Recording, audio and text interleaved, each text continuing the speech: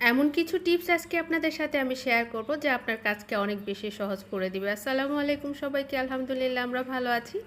আশা করি আপনারাও ভালো আছেন। যে যেখান থেকে দেখছেন সম্পূর্ণ ভিডিওটি দেখার জন্য আমন্ত্রণ রইল। এখানে কিন্তু আমি আদার মধ্যে লবণ আর সয়াবিন তেল দিয়ে দিচ্ছি। আপনি কিন্তু এখানে রসুন হতে পারে বা একসাথে আদা রসুন মিক্সড হতে পারে।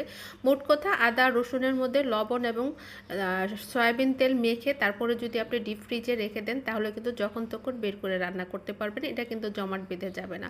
যদিও আমি আদা রসুন ডিপ ফ্রিজে রাখি না, এই পদ্ধতিতে আপনি যদি নর্মাল ফ্রিজেও রাখেন 1 মাসেও আপনার মশলা নষ্ট হবে না, কোনো রকম গন্ধ হবে না। এরপরে যে টিপসটা শেয়ার করতেছি আপনাদের সাথে, গ্যাসের চুলা আমরা সবাই রান্না করি, কিন্তু গ্যাসের চুলায় যদি আপনি টিস্যুর সাহায্যে মাঝে মধ্যে একটু তেল দেন তাহলে কিন্তু আপনার গ্যাসের চুলার আগুনটা খুব ভালোভাবে আসে। আপনি একটা টিস্যুর মধ্যে তেল নিয়ে মাঝে মধ্যেই গ্যাসের চুলার এই অংশটা মুছে নেন এবং এই অংশটার মধ্যে তেলটা মাখিয়ে দেন, দেখবেন আপনার গ্যাসের চুলার আগুনটা খুব সুন্দর স্মুথলি বের হয়ে আসবে, কোনো দিকে বাদ যাবে না। এরপরে যে টিপসটা শেয়ার করব আপনাদের সাথে আমি, এটা হচ্ছে কোনো রকম চটকানো ছাড়া কিভাবে আলুটা ম্যাশ করা যায়। আর আমার ঘরে যেহেতু বড় আলু ছিল তাই আমি 2 ভাগ করে সিদ্ধ করতে দিয়েছিলাম। আর এই চেকনিটা কিন্তু আমাদের সবার ঘরেই থাকে।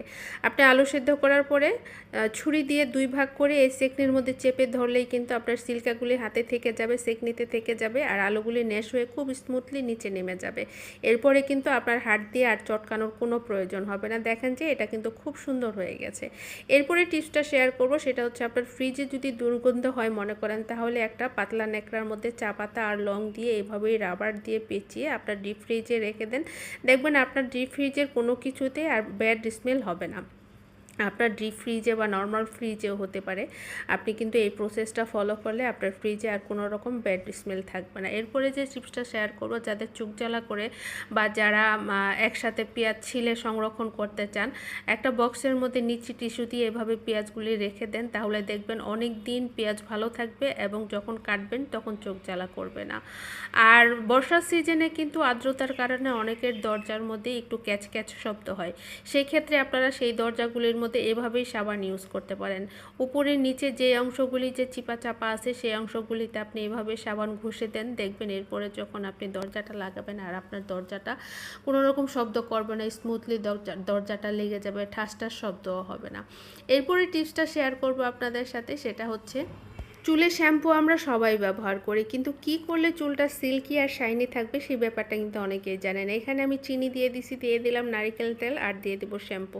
আপনার কতটুকু শ্যাম্পু লাগবে সেই অনুযায়ী আপনি চিনি আর নারিকেল তেল ব্যবহার করবেন। এখানে কিন্তু আমি একটা শ্যাম্পু ব্যবহার করেছি তাই 1 চামচ চিনি দিয়েছি, 2 চামচের মতো নারিকেল দিয়ে দিয়েছি। চিনিটা যতক্ষণ না গলে যাবে ততক্ষণ পর্যন্ত এইভাবেই এটাকে মিক্সড করতে হবে এবং এটা দিয়ে মাথা ধুয়ে ফেললেই কিন্তু দেখবেন চুলগুলি অনেক সিল্কি আর শাইনি হবে। আর এখানে আমি একটু লিকার জ্বালিয়ে নিছি, মানে নর্মাল পানিটা আমি লিকার 2 কাপ পানিতে 4 চামচ লিকার দিয়ে আমি জাল করে নিয়েছি। যখন হাফ কাপের মতো হয়েছে তখন কিন্তু নামিয়ে নিয়েছি। এর মধ্যে দিয়ে দিলাম নারিকেল তেল আর ভিনেগার। তবে নারিকেল তেল আর ভিনেগারটা কিন্তু আপনি তখন ইউজ করবেন যখন এটা নর্মাল হয়ে যাবে, গরম থাকা অবস্থা নয়।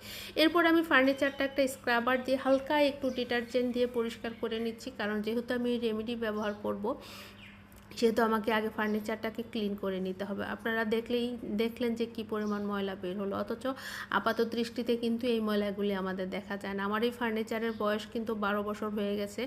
আমি এটা পলিশ করেছি, কিন্তু আলহামদুলিল্লাহ 12 বছরও আমার পলিশের কোনো রকম সমস্যা হয়নি। আপনি এই প্রসেসটা মাসে যদি একবার করেন তাহলে কিন্তু চলবে।